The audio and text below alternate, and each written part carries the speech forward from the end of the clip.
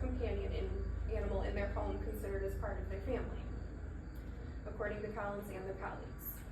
Animal welfare is the idea that humans have a responsibility to treat animals humanely, and that is because animals can feel pain and they have cognitive abilities that need recognition.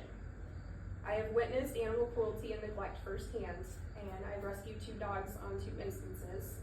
Carly was a mini Australian Shepherd from a puppy mill, and Wilbur was a pit bull from an abusive home. Despite their backgrounds, they were 2 of the best dogs that I got to know. Cases are on the rise. The 2 points we will be talking about today are animal cruelty cases on the rise and how making reports can help lower those numbers. The United States rates 31 in the country as having the strictest cruelty laws, according to letterstopresident.org.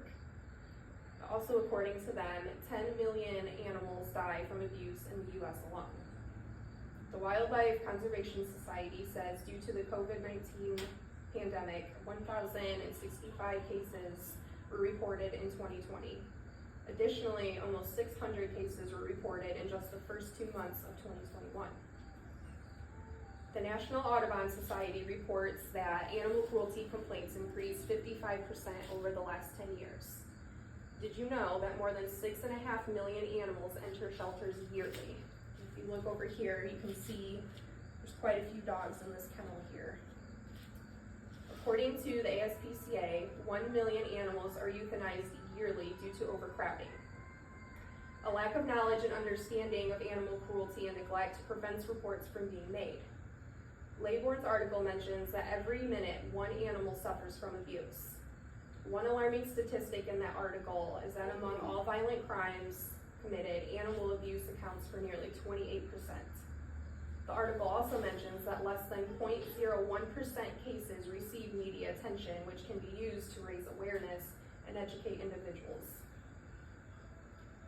Cases not reported are typically because individuals are not sure if the animal is genuinely being neglected. If you suspect neglect or abuse,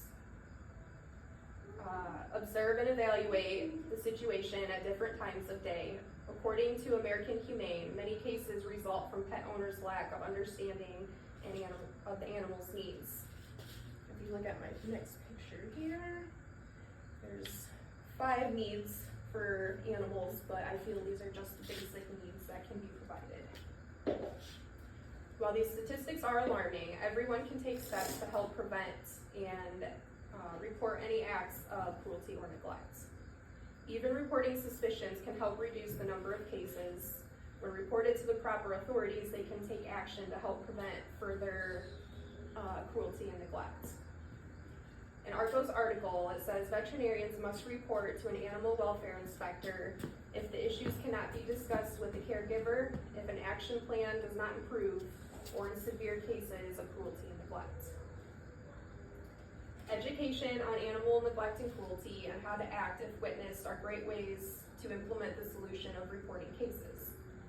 The HSUS provides education materials, online courses, operational guidelines, and other expertise on animal cruelty. They not only assist in rescuing animals, but also in handling and rehoming and following the prosecution of each reported case. Now that I have discussed how these solutions can help solve the issue of animal cruelty, I will discuss why they'll work. Because many cases result from a lack of understanding of the animal's needs, educating caregivers is a significant step in preventing animal cruelty and neglect. Friedman and her colleagues say that providing client questionnaires can uncover patterns of abusive behaviors and the inability to provide proper animal husbandry. Also, by keeping detailed records, vets can closely monitor the animal, educate the caregiver when necessary, and report signs of cruelty or neglect. In conclusion, animal cruelty cases are increasing because more reports are being made, which can help reduce the number of issues. When I rescued Wilbur, he had scars all over his face and legs from the other dog that he lived with. I had to feed him pebble by pebble because he was so afraid that someone was going to take his food from him. I don't know the extent of the abuse that he endured. despite my efforts to rehabilitate Wilbur, there were certain things that triggered him, and we decided it would be best to have him euthanized for everyone's safety. That was one of the worst days of my life. I felt like I failed my best friend, but I know he no longer has to suffer from fear. And I'm thankful he got to experience the love and care he did when he was in our home. I'm really trying not to cry. He deserved nothing less than all the love in the world. So today I call on my audience to take action. If you witness or suspect animal cruelty and neglect, it could save that animal's life. Thank you all for listening.